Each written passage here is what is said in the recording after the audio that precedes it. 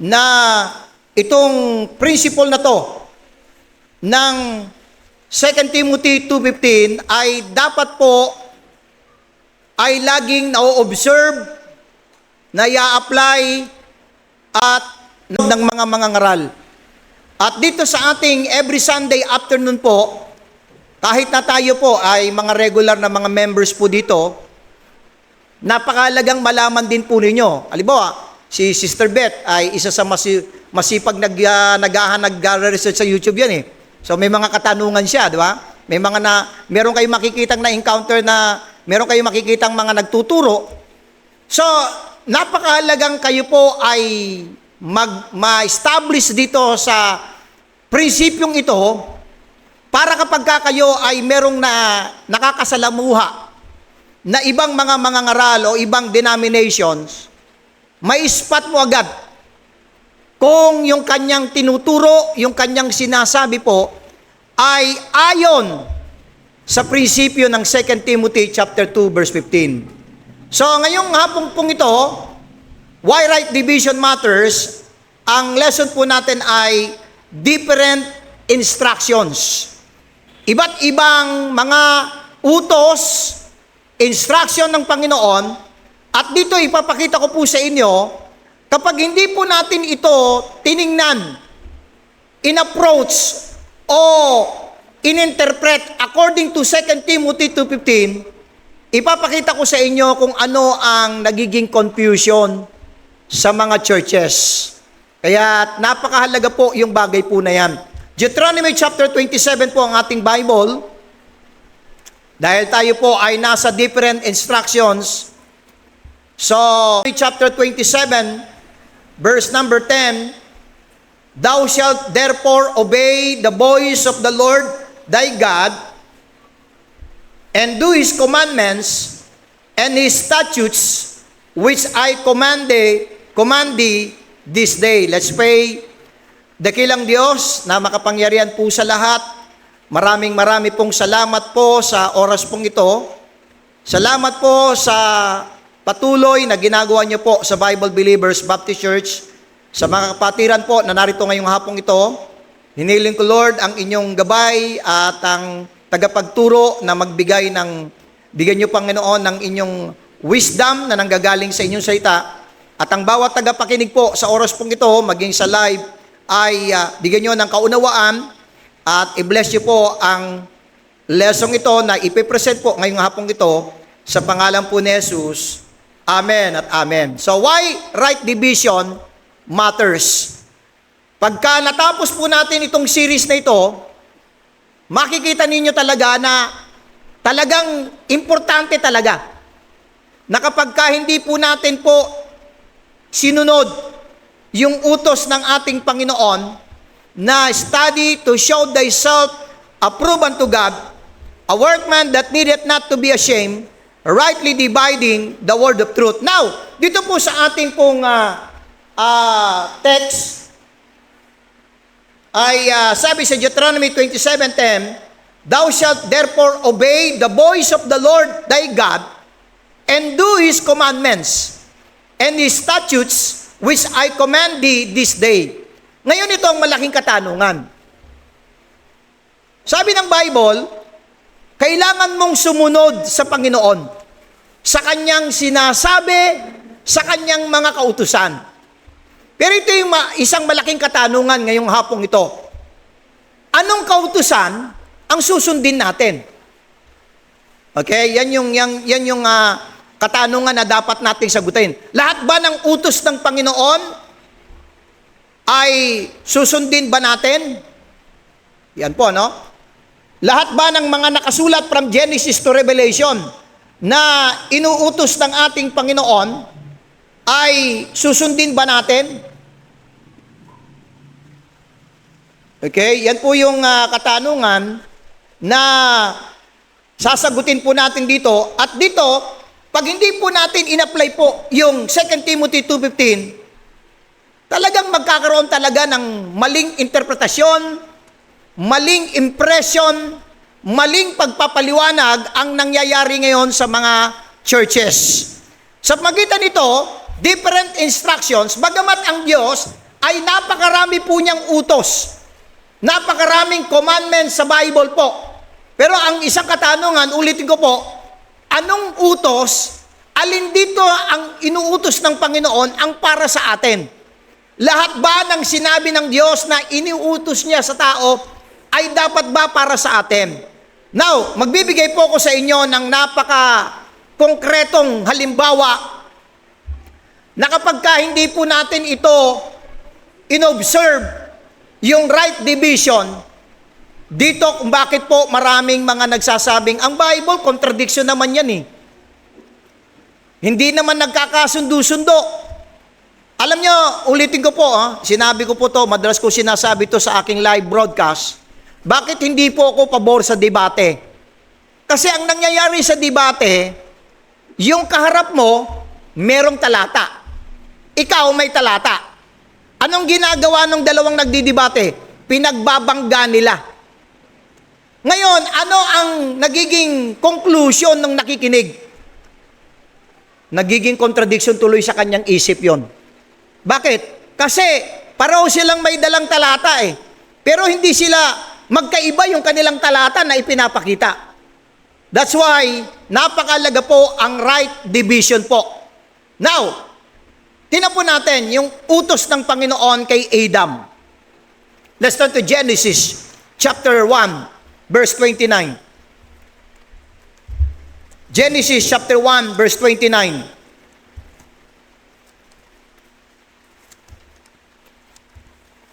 Sabi po sa Genesis 1:29,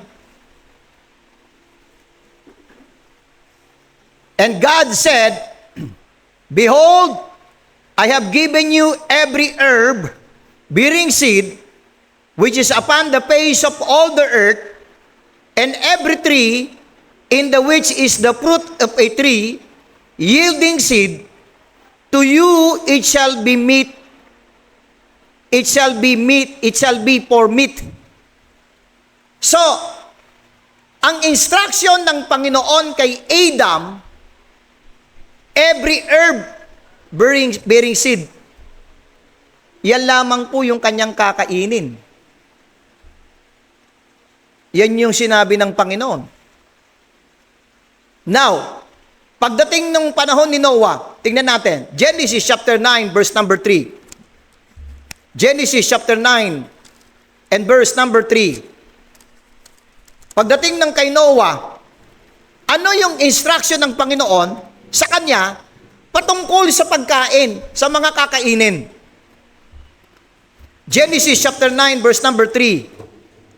Every moving thing that liveth shall be meat for you, even as the green herb have I given you all things. This time, hindi na katulad ng kay Adam yung instruction ng Diyos kay Noah. Thing that liveth shall be meat for you. Pareho ba yung instruction ng Diyos? Pareho ba? Magkaiba? Magkaiba, di ba? Kay Adam, every herb bearing seed. Kay Noah, every moving thing that liveth. Dagdagan pa po natin, kay Moses, Leviticus chapter 11. Leviticus chapter 11. Anong sabi sa Leviticus chapter 11? Verse 2 to 4. Ano po ang makikita po natin sa Leviticus 11 verse 2 to 4? Speak unto the children of Israel, saying, these are the beasts which ye shall eat among all the beasts that are on the earth.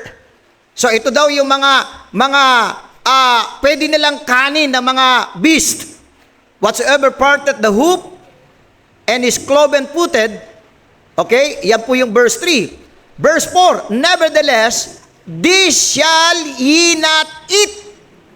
Bakit?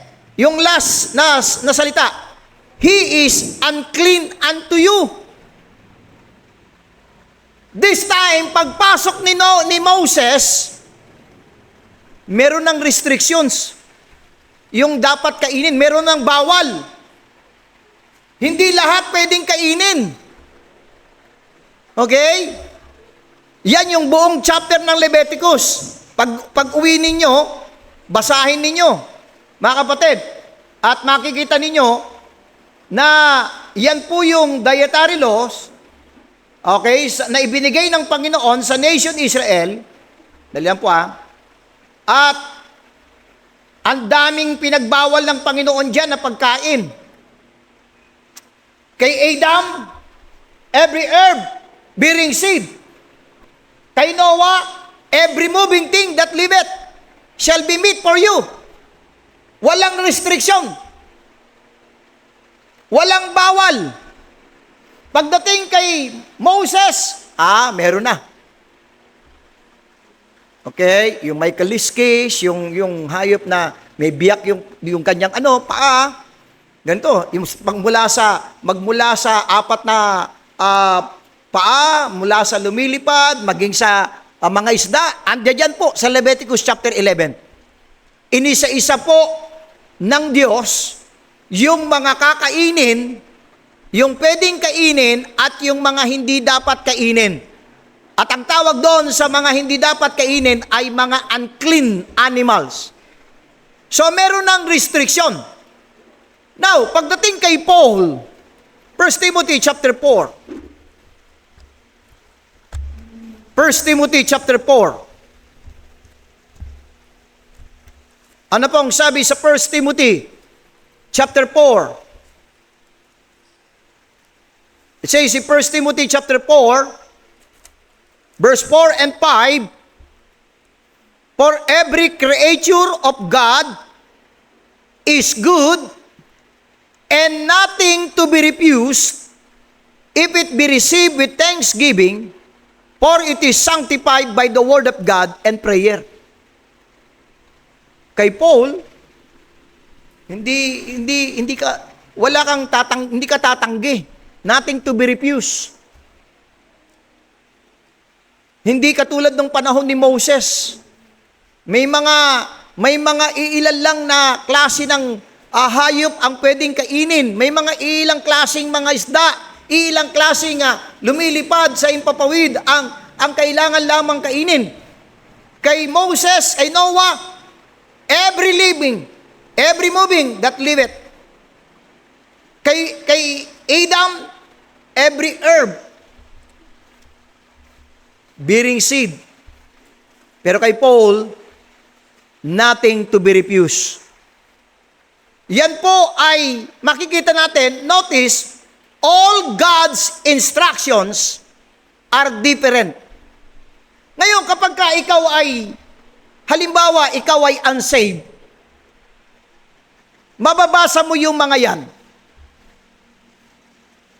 Kapag hindi niya alam, kaya nga maraming mga atheist, mga taong hindi po naniniwala sa Biblia, ang kanilang mga statement daw, ang Bible daw ay punong-puno ng contradiction.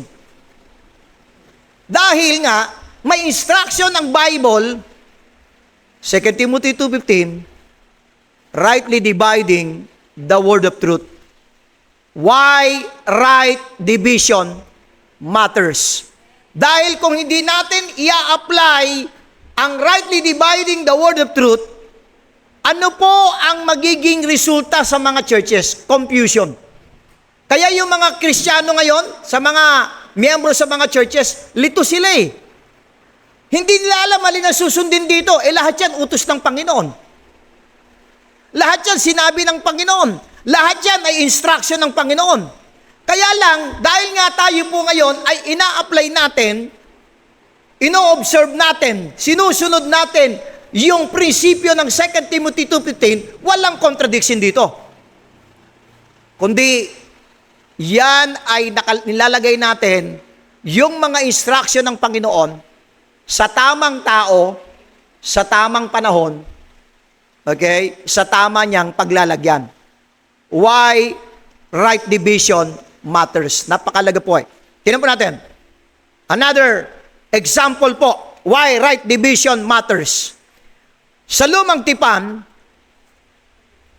ang mga tao po ay, pag sila po ay lalapit sa ating Panginoon, kinakailangan sila ay merong handog o tinatawag nating animal sacrifice. Exodus chapter 29. Exodus chapter 29. Ang sabi sa Exodus chapter 29, verse 36. Sige po, samahan niyo po ang buksan ng ating mga Biblia po. Okay? Sa Exodus chapter 29, verse 36.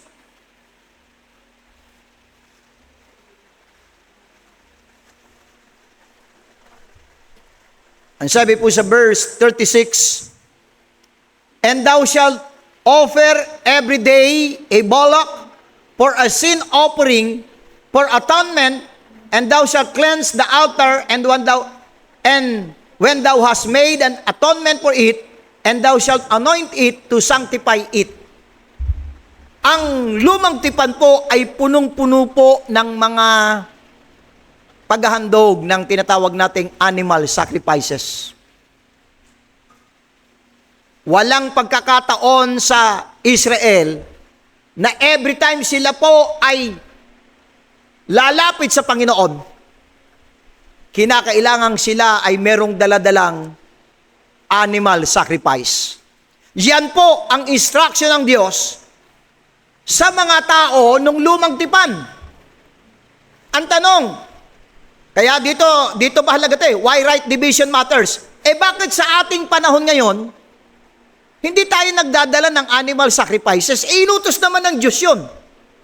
Kaya nga yun yung tanong ko sa isang Sabadista Lahat ba ng inutos ng Diyos para sa atin? Abay, sumagot ba naman ng oo? Ito, pinakita ko to. Inuutusan ng Diyos, utos ito ng Diyos. Magdala ka ng mga hayop na isa-sacrifice mo sa templo. Bakit hindi kayo nagdadala ng hayop nyo? Sa lumang tipan yan. Right division matters. Amen? Right division matters. Kaya't napakalaga talaga ang rightly dividing the word of truth. Kasi sa lumang tipan, nagdadala sila ng mga animal sacrifices. Tayo ngayon, mga Kristiyano, let's turn to Romans chapter 12. Ano yun yung sinasacrifice natin? Romans chapter 12.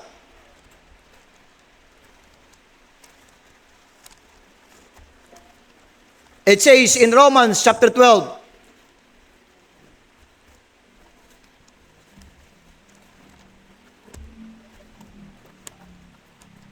ang sabi sa Romans chapter 12, verse number 1 and 2, familiar verse, pero buksan pa rin po natin ang ating mga Bible. "I beseech you therefore, brethren, by the mercies of God, that ye present your bodies a living sacrifice, holy, acceptable unto God, which is your reasonable service." Ang kanilang service sa Panginoon, sa mga Israelita, ang kanilang paraan ng paglilingkod nila sa Diyos ay sa kanilang pagdadala ng mga animal sacrifices, at doon ay ihandog nila ito sa templo, sa altar. Pero tayo ngayon, ano inihahandog natin bilang ating paglilingkod sa Panginoon? Ang sabi ng verse 1, "That ye present your bodies a living sacrifice." Sa kanila, yung sacrifice, pinapatay. Sa atin, buhay na sakripisyo. Ang animal, pag sinabing ito'y animal sacrifices, pinapatay. Pero sa atin po, talagang magkabaligtad magka-opposite A living sacrifice, pero this time, hindi po mga animal sacrifices, kundi our body. Amen? Sabi yan, "That ye present your bodies a living sacrifice, holy, acceptable unto God, which is your reasonable service." Why right division matters? Pag hindi natin inobserve yung rightly dividing the word of truth, yung mga katotohanan na hindi para sa atin, Yun ang ginagawa ng mga churches ngayon. Ina-apply nila yung kautusan na hindi para sa atin. Ina-apply nila yung instruction ng Diyos hindi para sa atin. Ano yung tawag doon? Truth misplaced. Kapag ka itong mga salitang ito, mga instruction ng Panginoon na ito, ay i-apply mo sa maling panahon, sa maling grupo ng tao, mali po yung kahit na mayroon ka pang talatang pinapakita. Amen po ba? Notice, all God's instructions are different. Magkaiba ba o magkapareho? Magkaiba. That's why right division matters. Amen? Kaya't napakahalaga po yung bagay po na ito. Amen? Okay, now, another example po, why right division matters. Let's turn to Matthew chapter 19. Matthew chapter 19, ang ating pong mga Bible. Matthew chapter 19, verse 27.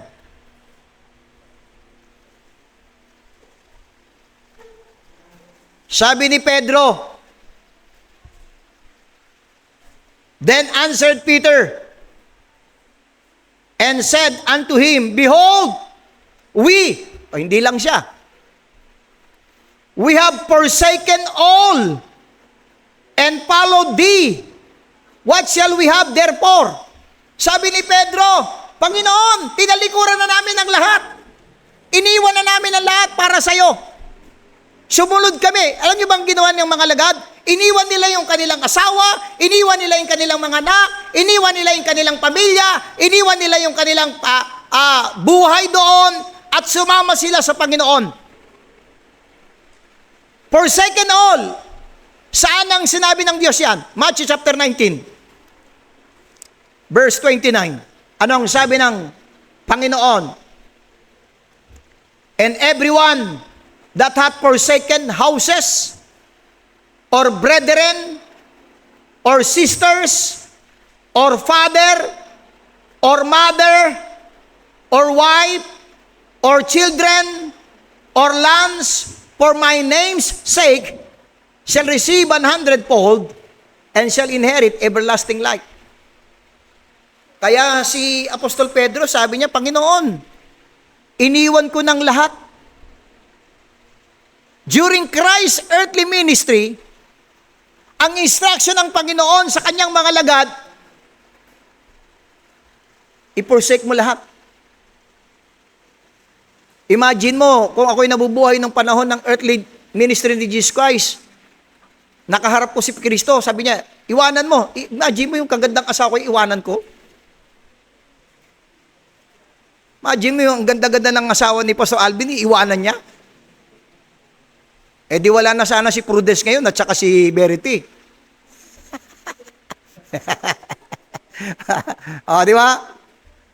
Sister Beng? Di ba, Sister Lilibet? Wala sana si Champ tsaka si Jade. Pero yun ang instruction ng Panginoon. Alam nyo ba, nung hindi pa ako talaga hindi ko pa inaakap yung teaching ng right division, sa mga camp, madalas po ito ang preaching.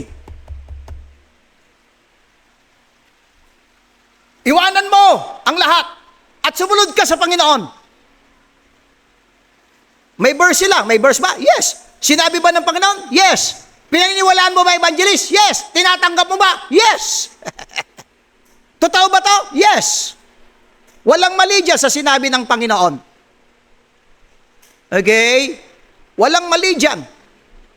Kaya, iniwan niya. Iniwan niya yung kanyang pamilya. Okay? Pero tingnan natin sa teaching ni Paul. 1 Timothy chapter 5, verse number 8. 1 Timothy chapter 5, verse number 8. 1 Timothy chapter 5 and verse number 8. Sabi sa 1 Timothy chapter 5, verse number 8, but if any provide not for his own, dali po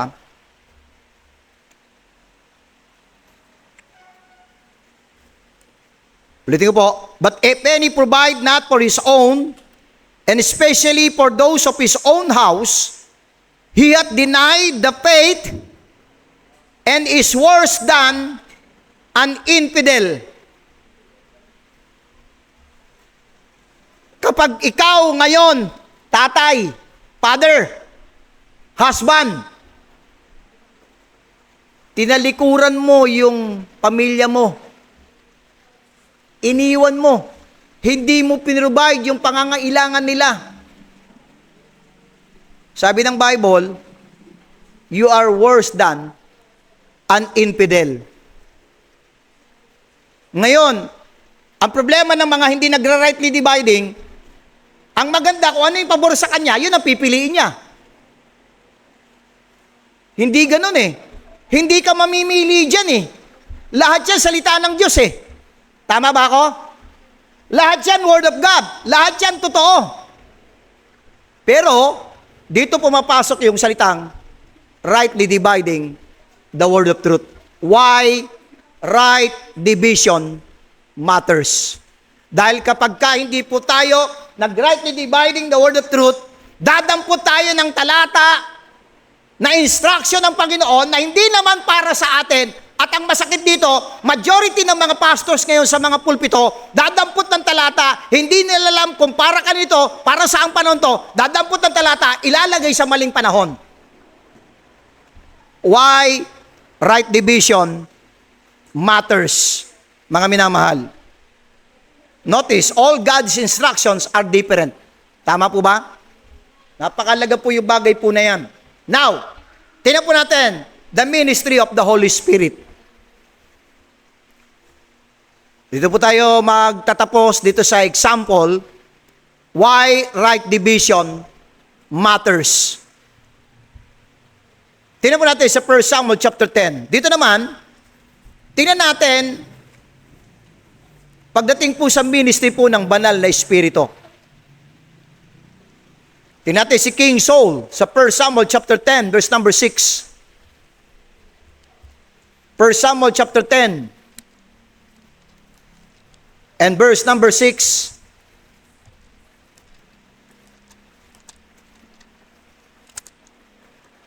Sabi sa 1 Samuel chapter 10, verse number 6, and the Spirit of the Lord will come upon thee. Ang kinakausap ay si King Saul, si Saul. Ang sabi diyan, and the Spirit of the Lord will come upon thee, and thou shalt prophesy with them, and shall be turned into another man. So makikita natin na yung Espiritu ng Panginoon, verse 10, tingnan niyo sa verse 10. Tingnan niyo verse 10. 1 Samuel 10:10. And when they came thither to the hill, behold, the company of the prophets met him, and the Spirit of God came upon him. So yung Espiritu ng Diyos, pumasok kay Saul. Yan po ang sinabi ng Bible. Pero tingnan po niyo sa chapter 16. Chapter 16. Chapter 16, verse number 14. May nangyari.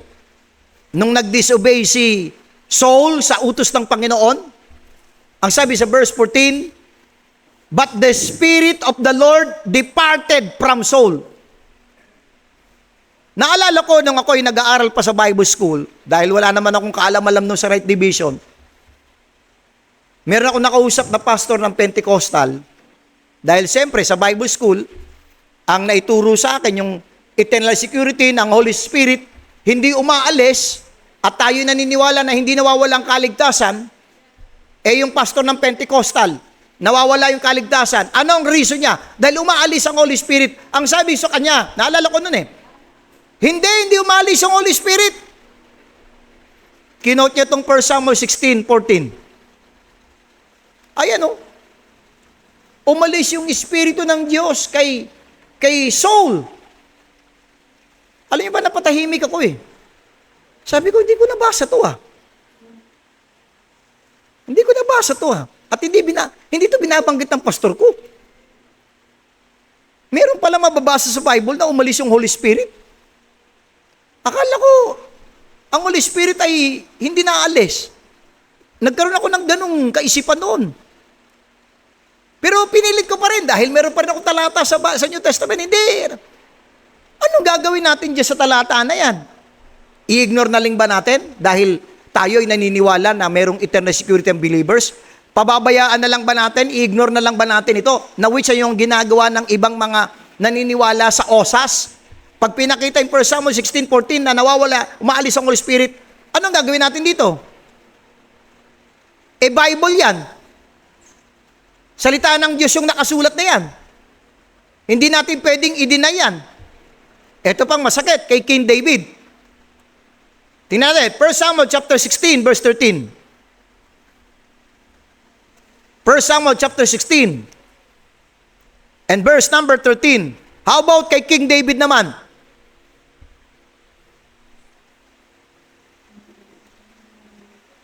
Then Samuel took the horn of oil, and anointed him in the midst of his brethren, and the Spirit of the Lord came upon David from that day forward.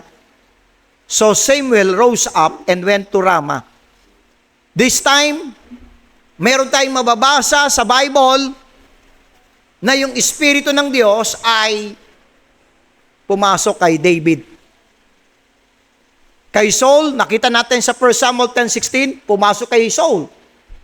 Pero umalis sa 16:14. Kay David, pumasok ng Espiritu ng Diyos. Pero nung siya po ay nagkasala ng adultery kay Bathsheba, tinan po niyo yung kanyang David's confession of sin po sa Psalms 51. Psalms 51. Tinan po niyo yung kanyang prayer sa Panginoon. Psalms 51 verse 11.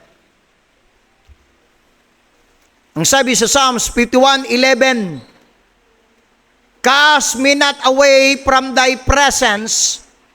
Nais kong pansinin niyo po yung susunod niyang sasabihin, "And take not thy Holy Spirit from me." Sabi ni David, Panginoon, wag mong alisin ang Holy Spirit sa akin. Tanong, yan bang prayer mo pag nagkakasala ka? Panginoon, wag na umalis ang Holy Spirit sa akin. Yan yung prayer request yan yung request ni David sa Panginoon. Dahil ba ito'y hindi naka-align sa paniniwala mo, i-ignore mo na lang ba itong verses na to? O mananatili kang confused sa bagay na ito? Kay Saul, pumasok, lumabas. Kay David, pumasok, and then sabi niya, Panginoon, wag nawang umalis. Take not thy Holy Spirit from me. How about sa Christian? Ephesians 1:13. Ephesians chapter 1, verse number 13. Ephesians chapter 1 and verse number 13. Sabi sa Ephesians chapter 1, verse number 13,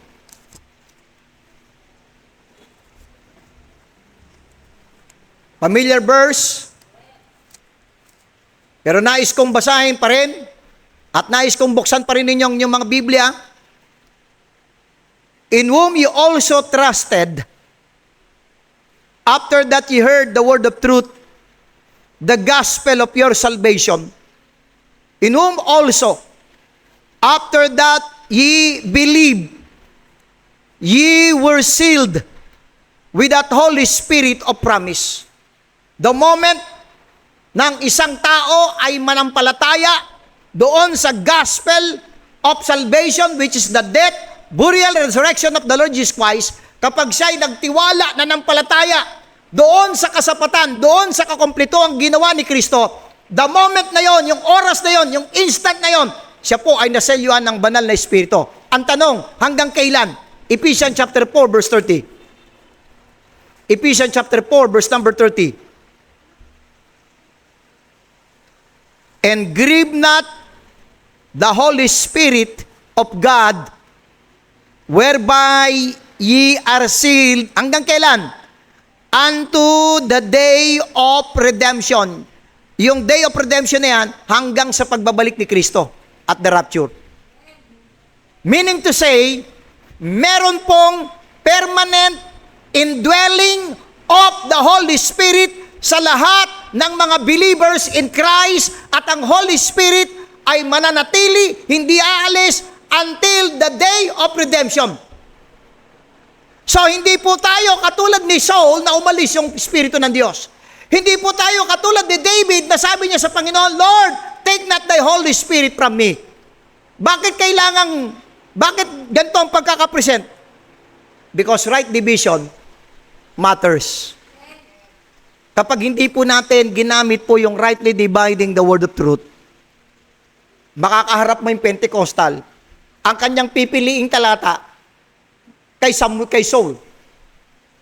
Yung isang Baptist naman, ang pipiliin niya, siyempre, Baptist siya eternal security, Ephesians 1:30. So, ang gagawin ng dalawang taong ito, okay, pagbabanggain po nila yung talata. Yung dalawang talata, yung pastor ng Pentecostal, ipipilit niya yung 1 Samuel 10:6, 1 Samuel 16:14, yung isa naman, pipilit niya yung Ephesians 1:13, Ephesians 4:30. Ngayon, ito nakalulungkot. Yung mga nanonood, yung mga nakikinig, ano ang magiging resultant doon? Ay, contradiction pa lang Bible. Kaya no wonder, meron kang makakausap, sasabihin, contradiction naman yung Biblia. Kasi kapag hindi mo in-apply yung right division, parang contradiction yan. Tama? Parang merong contradiction. Pero dahil po ina-apply po natin yung rightly dividing the word of truth, walang contradiction. Ano lang ang ginagawa natin? Pinaniniwalaan natin yung 1 Samuel chapter 10 verse 6, 1 Samuel chapter 16 verse 14, pinaniniwalaan natin yung 1 Samuel chapter 16 verse 13, pinaniniwalaan natin yung Psalms 51:11, pinaniniwalaan natin yung Ephesians 1:3, pinaniniwalaan natin yung Ephesians 4:30. Wala tayong pinipili dyan. Walang superior na verses dyan, walang mas mataas dyan, walang mas tama dyan, lahat yan tama, inilalagay natin sa tamang division. Amen? Lahat yan totoo. Lahat yan salita ng Panginoon. Kaya't nagkakaroon ng confusion sa mga churches ngayon, it is because ini-ignore nila yung utos ng Panginoon. I-close natin, 2 Timothy 2:15. In closing po, 2 Timothy 2:15. Kapag ang isang mangangaral, patuloy niyang i-ignoring, patuloy niyang i-reject itong 2 Timothy 2:15, patuloy na mananatili ang confusion sa mga churches. Study to show thyself approved unto God, a workman that needeth not to be ashamed, rightly dividing the word of truth. Kapag patuloy na nire-reject ito ng mga pastors, which is yun po ang nangyayari ngayon. Pag patuloy na ini-ignore nila ito, hindi lang nire-reject nire-refute pa nila tinitwist pa nila. Okay? At nagbabansag pa sila sa mga katulad natin kung ano-anong mga salita. Pero nakita natin, right division matters. Amen? Ang right division lamang po ang magsosolve ng confusion, ng seeming contradiction sa Bible.